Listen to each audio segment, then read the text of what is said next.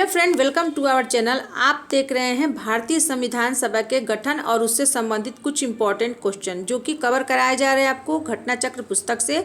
और ये बहुत इम्पोर्टेंट है हर स्टूडेंट्स के लिए, जो कंपटीशन की तैयारी करता है, जो एग्ज़ाम की तैयारी करता है, उसके लिए बहुत इंपॉर्टेंट होने वाला है। आइए स्टार्ट करते हैं। क्वेश्चन नंबर 6 है। ये पूछा गया है यूपी लोअर सब प्री 2009, उत्तराखंड पीसीएस प्री 2012 में। बहुत इंपॉर्टेंट क्वेश्चन है। ये पूछा गया, आपको इसका नोट्स बता दिया गया है, नोट्स पढ़ा दिया गया है, आप वहाँ से कवर कर लीजिएगा। ये क्वेश्चन देखते हैं कि भारतीय संविधान सभा का गठन किया गया था, कब किया गया था? भारत सरकार अधिनियम 1935 के अंतर्गत, क्रिप्स योजना 1942 के अंतर्गत, या कैबिनेट मिशन योजना 1946 के अंतर्गत, या भारतीय स्वतंत्रता अधिनियम 1947 के अंतर्गत। तो 1935 तो होगा नहीं, क्रिप्स योजना जो है 1942 नहीं होगा, कैबिनेट मिशन स्वतंत्रता अधिनियम ये नहीं होगा। तो ऑप्शन होगा सी, कैबिनेट मिशन योजना 1946। ऑप्शन सी सही है, कैबिनेट मिशन योजना 1946। संविधान सभा का प्रातिनिधिक जो है निर्वाचन के आधार पर गठन कैबिनेट मिशन योजना 1946 के अंतर्गत किया गया था। अगला क्वेश्चन नंबर 7 देखते हैं। 1946 में निर्मित अंतरिम सरकार में कार्यपालिका परिषद के उपसभापति थे। कौन थे उपसभापति जब 1946 में अंतरिम सरकार में बनी थी? तो कार्यपालिका परिषद के उपसभापति कौन थे? जवाहरलाल नेहरू, डॉक्टर एस राधाकृष्णन, सी राजगोपालाचारी के डॉक्टर राजेंद्र प्रसाद। ये पूछा गया आईएएस प्री 1995 में। तो इसका होगा आंसर होगा option number A B C D में होगा जवाहरलाल नेहरू। ऑप्शन ए सही होगा। आइए देखते हैं इसका डिफिनीशन देखते हैं। ऑप्शन ए सही होगा। 24 अगस्त 1946 को अंतरिम राष्ट्रीय सरकार की घोषणा इस व्यवस्था के साथ की गई थी कि अंतरिम सरकार 2 सितंबर 1946 को कार्यभार संभालेगी। वायसराय इसमें कार्यपालिका परिषद का अध्यक्ष थे तथा जवाहरलाल नेहरू जो थे उपाध्यक्ष व उपसभापति बने थे।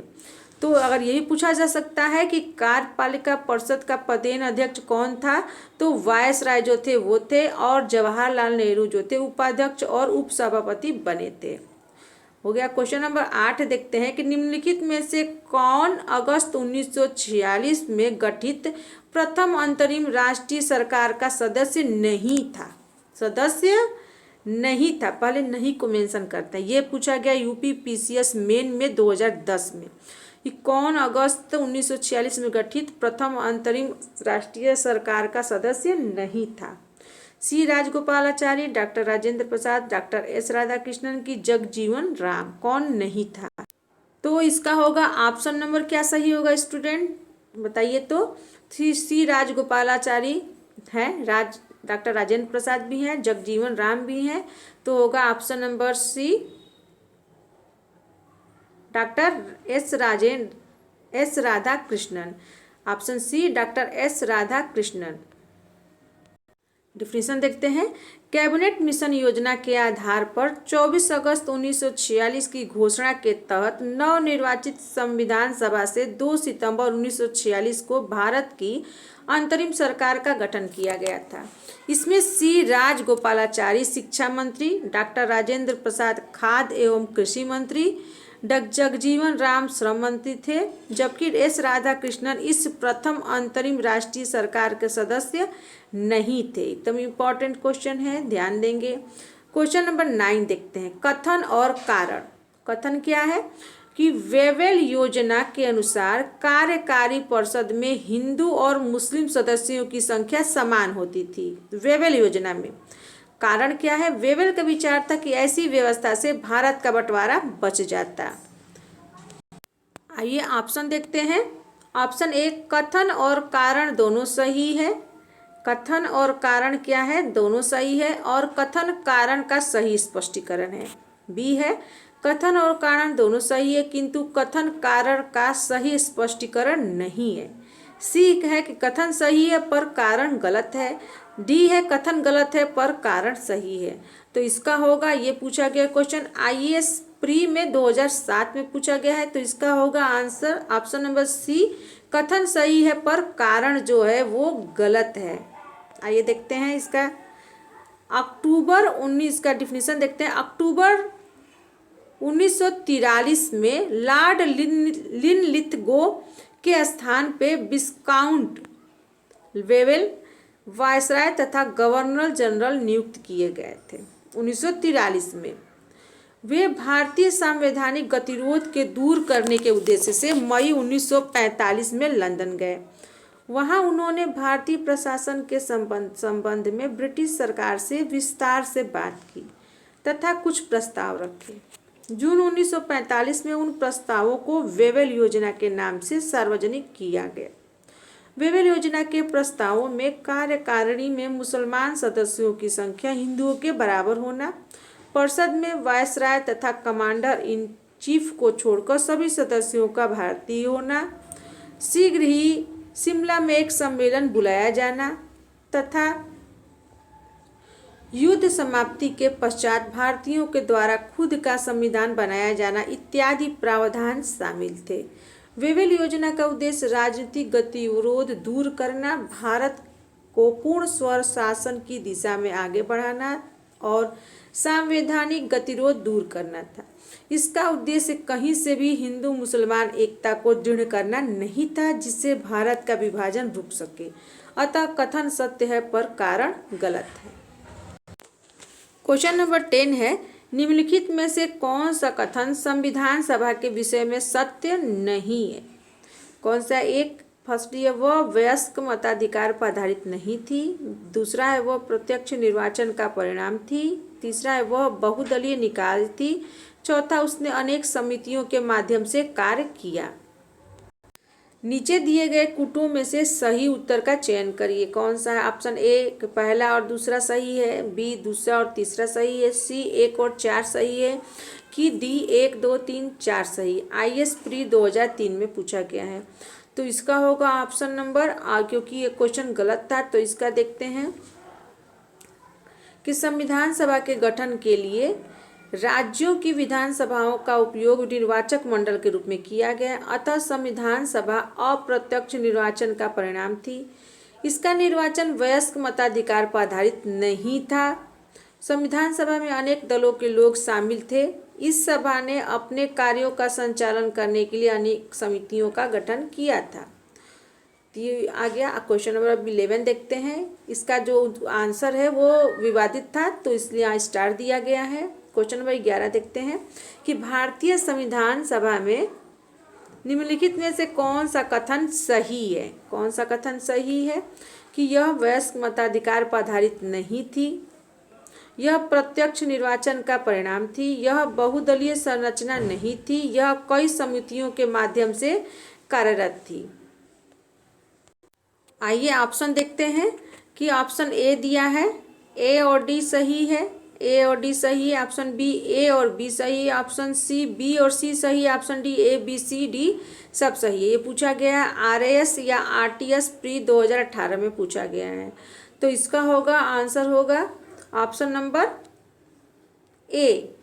इसका होगा ऑप्शन नंबर ए और डी सही है। ए और डी सही है। कौन सा है? ए, यह वयस्क मताधिकार पर आधारित नहीं थी। ए और डी, यह कई समितियों के माध्यम से कार्यरत थी। यह प्रत्यक्ष निर्वाचन परिणाम थी, ये नहीं है। बहुदलीय संरचना नहीं थी, ये भी नहीं होगा। तो ऑप्शन ए और डी सही है। तो यानी कि जो सही कूट क्या है? कूट नंबर ए सही है।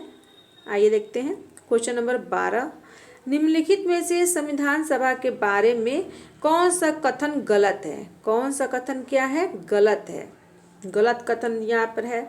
ये पूछा गया है। ये किस एग्जाम में पूछा गया है? ये पूछा गया है MP PCS प्री 2012 में पूछा गया है। आइए देखते हैं। पहला ऑप्शन दिया है कौन सा कथन गलत है? गलत कथन पर देखना है। इसने बड़ी संख्या में समितियों की मदद से काम किया, उनमें प्रारूप समिति सबसे महत्वपूर्ण थी। एकदम सही है। अल्पसंख्यक समुदाय जैसे ईसाई, एंग्लो इंडियन और पारसियों की सभी में पर्याप्त प्रतिनिधित्व दिया गया है, बिल्कुल सही है। इसका निर्वाचन सार्वभौम वयस्क मताधिकार के आधार पर किया गया, नहीं, ये गलत है, वयस्क मताधिकार पर नहीं किया गया था। इसकी चुनाव प्रक्रिया 1935 के अधिनियम के 6वीं अनुसूची पर आधारित थी। कर, संपत्ति और शैक्षणिक योग्यता के कारण मताधिकार सीमित था, ये भी सही है। तो होगा ऑप्शन नंबर जो सी है, ये क्या है, कथन गलत है। इसका डिफिनेशन देखते हैं कि संविधान सभा के सदस्यों के निर्वाचन प्रांतीय विधानसभाओं के सदस्यों द्वारा अप्रत्यक्ष निर्वाचन द्वारा हुआ था, न कि सार्वभौम वयस्क मताधिकार के आधार पर प्रत्यक्ष विधि से। कर, संपत्ति और शैक्षणिक योग्यता के आधार पर मताधिकार प्रदान किया गया था, सभी को मताधिकार प्राप्त नहीं था। अगला क्वेश्चन देखते हैं, क्वेश्चन नंबर 13।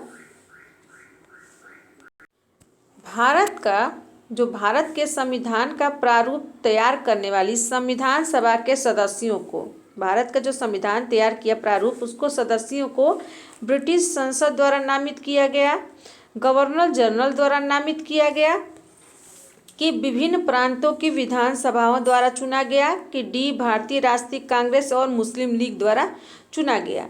तो इसका होगा ऑप्शन नंबर सही होगा। तो ऑप्शन नंबर यहाँ पे है, ब्रिटिश द्वारा चुना नहीं गया था, गवर्नर जनरल ने नहीं चुना है, यहाँ राष्ट्रीय कांग्रेस और मुस्लिम लीग ने भी नहीं चुना है। तो ऑप्शन होगा सी, विभिन्न प्रांतों की विधानसभाओं द्वारा चुना गया। अगला क्वेश्चन देखते हैं, क्वेश्चन नंबर 14 देखते हैं। भारतीय इतिहास के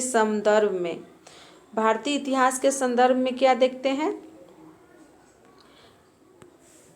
प्रांतों से संविधान सभा के सदस्य जो थे वो कैसे चुने गए थे, तो उन प्रांतों के लोगों द्वारा सीधे निर्वाचित हुए थे, भारतीय राष्ट्रीय कांग्रेस और मुस्लिम लीग द्वारा नामित हुए थे, प्रांतीय विधानसभाओं द्वारा निर्वाचित हुए थे, ये सरकार द्वारा संवैधानिक मामलों में उनकी विशेषज्ञता के लिए चुने गए थे। तो इसका होगा ऑप्शन नंबर सही होगा। यह क्वेश्चन पूछा गया है आईएएस प्री 2013 में, यह क्वेश्चन पूछा गया है। तो यहाँ पे उन प्रांतों के लोगों द्वारा सीधे निर्वाचित हुए थे, नहीं, ये भी नहीं होगा। भारतीय राष्ट्रीय कांग्रेस और मुस्लिम लीग द्वारा निर्वाचित हुए थे, नहीं। प्रांतीय विधानसभाओं द्वारा निर्वाचित हुए थे, ऑप्शन सी सही होगा, सरकार द्वारा नहीं। तो ये होगा ऑप्शन नंबर सी सही है। आगे देखते हैं, क्वेश्चन नंबर 15 देखते हैं कि संविधान सभा के सदस्यों का चुनाव कैसे हुआ था। एक ही क्वेश्चन है, वो अलग अलग परीक्षाओं में अलग अलग तरीके से पूछा गया है, आप ध्यान देंगे स्टूडेंट। एक ही तरह का क्वेश्चन अलग अलग करके कई परीक्षा में पूछा गया। ये पूछा गया यूपी पीसीएस 2000, ये यूपी पीसीएस 1993 में पूछा गया प्री में कि संविधान सभा में सदस्यों का चुनाव कैसे हुआ करता था, सीधे जनता द्वारा, भारतीय राष्ट्रीय कांग्रेस के नामांकन द्वारा, कि भारतीय राज्य के शासकों से नामांकन द्वारा, कि प्रांतीय सभाओं द्वारा। सीधे जनता से नहीं होता था, राष्ट्रीय कांग्रेस से भी नहीं होता था, ये है भारतीय राजाओं द्वारा भी नहीं होता था। तो ये ऑप्शन नंबर डी सही है, प्रांतीय सभाओं द्वारा ये होता था। आइए स्टूडेंट, क्वेश्चन नंबर 16 देखते हैं कि संविधान सभा के चुने हुए अस्थायी अध्यक्ष कौन थे। तो ये बहुत इंपॉर्टेंट क्वेश्चन है, छत्तीसगढ़ पीसीएस प्री 2005 में पूछा गया क्वेश्चन है, और ऐसे भी अधिकतर एग्जाम में पूछा जाता है। तो ये BR अम्बेडकर हैं, डॉक्टर सच्चिदानंद सिन्हा है, डॉक्टर राजेंद्र प्रसाद की S राधाकृष्णन। तो जब अस्थायी अध्यक्ष का नाम आता है तो है डॉक्टर राजेंद्र प्रसाद, और जब अस्थायी आ जाएगा, अस्थायी, तो यहाँ पे आ जाएंगे डॉक्टर सच्चिदानंद सिन्हा आ जाएंगे। तो यहाँ पे पूछा गया स्थायी, तो यहाँ पे है डॉक्टर राजेंद्र प्रसाद। ऑप्शन नंबर सी सही है, ऑप्शन नंबर सी सही है। 9 दिसंबर 1946 को संविधान सभा की प्रथम बैठक की अस्थायी अध्यक्षता जो थी डॉक्टर सच्चिदानंद सिन्हा ने की थी, लेकिन 11 दिसंबर 1946 को संविधान सभा ने डॉक्टर राजेंद्र प्रसाद को निर्विरोध संविधान सभा के अस्थायी अध्यक्ष के रूप में निर्वाचित कर लिया था। क्वेश्चन नंबर 17 है कि संविधान सभा की प्रथम बैठक की अध्यक्षता किसने की थी। संविधान सभा की प्रथम बैठक की अध्यक्षता किसने की थी। Doctor Rajendra Prasad, doctor Bhimrao Ambedkar, doctor Sachchidanand Sinha की Maulana Abul Kalam Azad. UP PCS pre 1990 में पूछा गया क्वेश्चन है।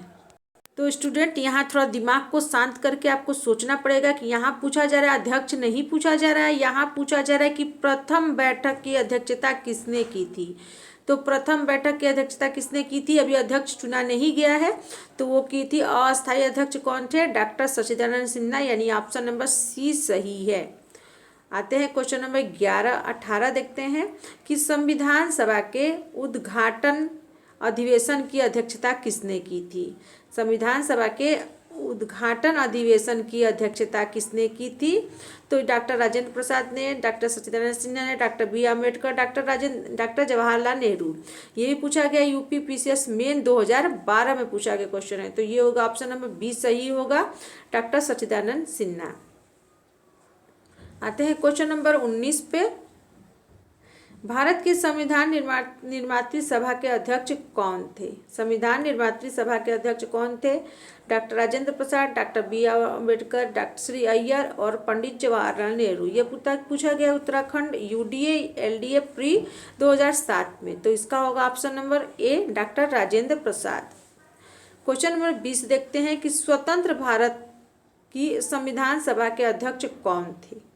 स्वतंत्र भारत के संविधान सभा के अध्यक्ष कौन थे, तो यहाँ ऑप्शन देखते हैं। ऑप्शन है doctor Bhimrao Ambedkar, doctor Rajendra Prasad, doctor C Rajagopalachari और के एम मुंशी। यहाँ एक पॉइंट नोट करेंगे, ये पूछा गया एमपी पीसीएस प्री 2010 में कि यहाँ जो है डॉक्टर सच्चिदानंद सिन्हा का नाम ही नहीं दिया है, तो ये ए तो होगा नहीं, सी भी नहीं होगा, के एम मुंशी भी नहीं होगा, तो होगा option number B, doctor Rajendra Prasad भी हो गया।